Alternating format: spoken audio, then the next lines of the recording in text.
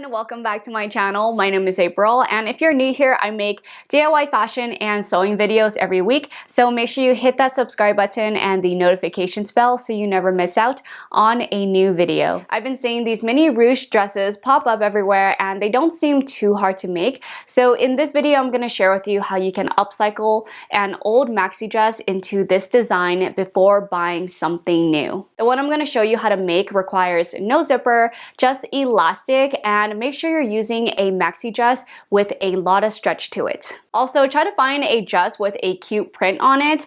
I was hoping to find a polka dot print maxi dress, but this one was the best I could find, so we're just going to make it work.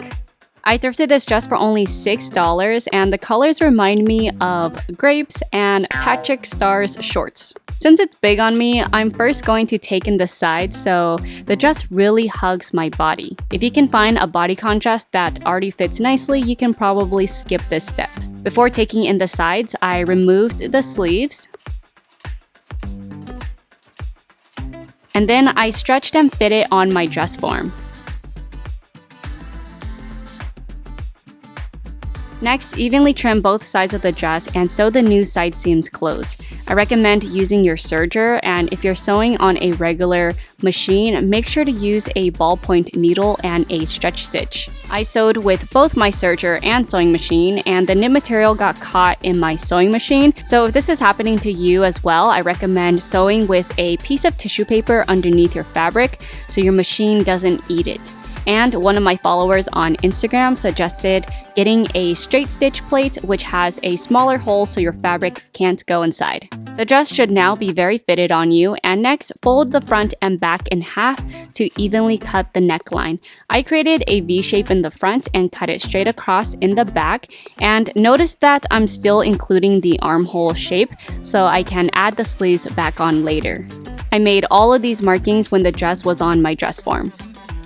Here I'm adding the sleeves back on, but later I realized I needed to hem the front and back neckline first, so I apologize if I go back and forth in this video. Whenever I'm working on a project, I'm usually figuring things out along the way, so sometimes it's all done out of order. But luckily for you, you get to learn from my mistakes.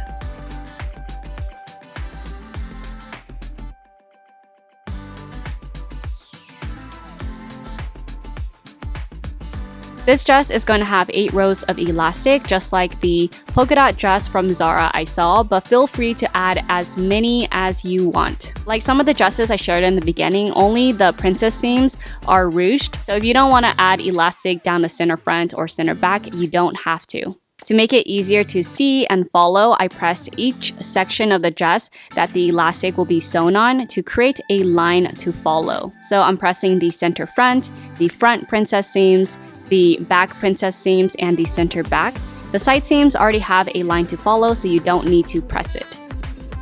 Next, wear the dress and decide how short you want it to be, and measure each elastic starting from the top of the dress and trimming it where you marked the length of the dress.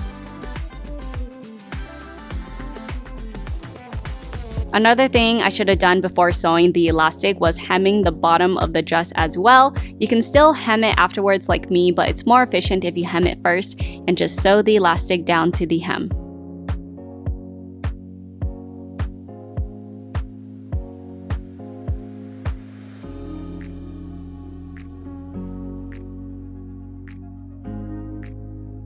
Evenly stretch and sew the elastic to fit the entire length of the dress. This part can be frustrating if you're not evenly pulling each elastic, or if you have some elastic that are different length. I'm saying this because one side of my dress ended up being a little longer than the other side. So just make sure to double check and make sure your skirt length is even and that your elastic pieces are being stretched evenly as well.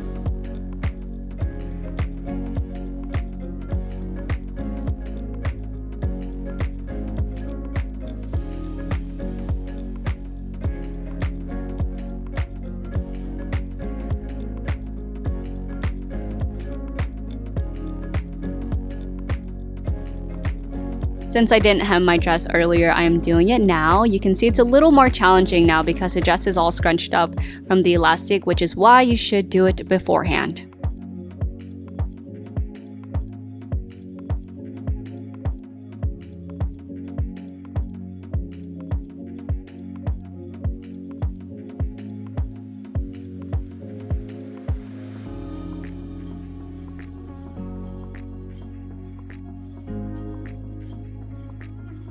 had to undo the sleeve at the top to hem the neckline, and here I finished sewing the rest of the sleeve up.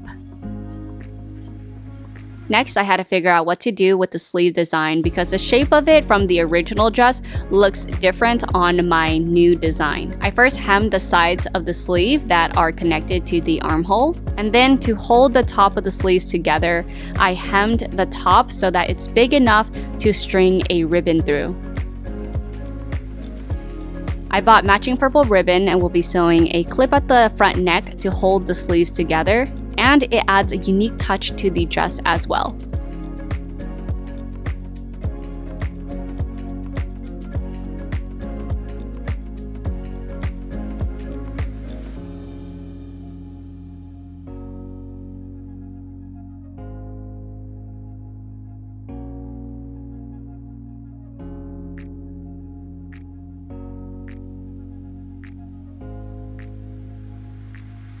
And I'm finished. Here is the final dress.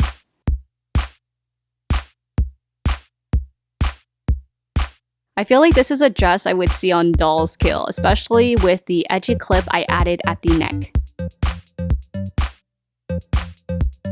I do think the colors of this dress are a little funky, but in fashion, it's all about how we style it and make it work.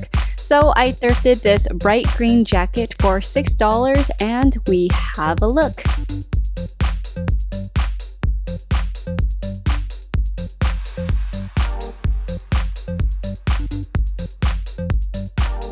Thank you all so much for watching. I hope you learned something new and try making your own from an old maxi dress as well. And I'll see you next time. Bye!